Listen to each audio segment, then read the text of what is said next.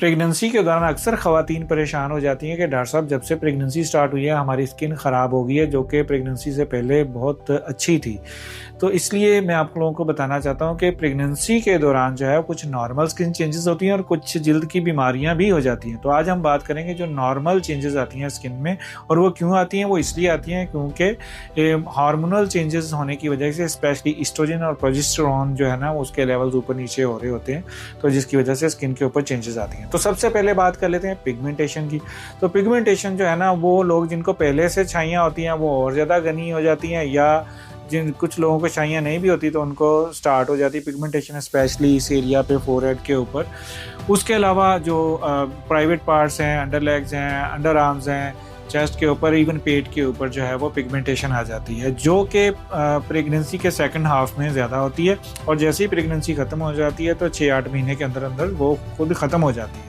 लेकिन कुछ लोगों में तो थोड़ी बहुत रह भी जाती है, उसके लिए भी हमें ट्रीटमेंट दरकार होता है। दूसरे नंबर पर बात करते हैं बालों की।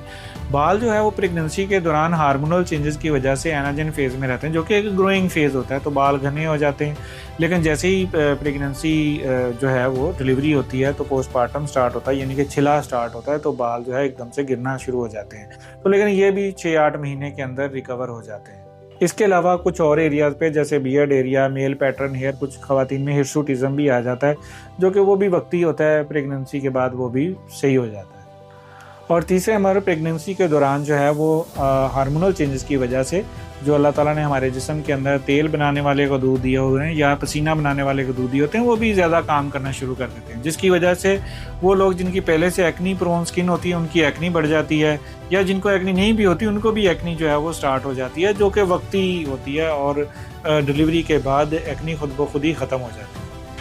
उसके अलावा जो मेन इशू ख़वातीन का होता है वो है stretch marks. Stretch marks pregnancy, specially जब थर्ड ट्राइमेस्टर स्टार्ट हो जाता है, 6वां-7वां महीना, 9वां महीने तक जो है ना, वो पेट जो है वो अपने मैक्सिमम वॉल्यूम में होता है, जिसकी वजह से जो स्किन के ऊपर स्ट्रेच मार्क्स बन जाते हैं, वो भी प्रेगनेंसी के बाद चंद महीनों के अंदर अंदर वो बेहतर हो जाते हैं। लेकिन कुछ ख़वातीन में कमज़ोरी की वजह से रह भी जाते हैं। फिर उसके बाद हाथों पैरों में जो है वो थोड़ा बहुत सूजन भी रहती है, और हाथों पैरों, स्पेशली तलियों की जो जिल्द होती है वो थोड़ी सी लाल भी हो जाती है, अगेन वो हार्मोनल इश्यूज़ की वजह से। इसके अलावा और भी मसाइल होते हैं, लेकिन ये कि प्रेगनेंसी के दौरान परेशान होने की ज़रूरत नहीं होती। ये सारी चीज़ें जो है वो डिलीवरी के बाद खुद ब खुद ही सही होना स्टार्ट हो जाती हैं, और 6-8 महीने या ज़्यादा से ज़्यादा 1 साल के अंदर अंदर रिकवर हो जाती हैं।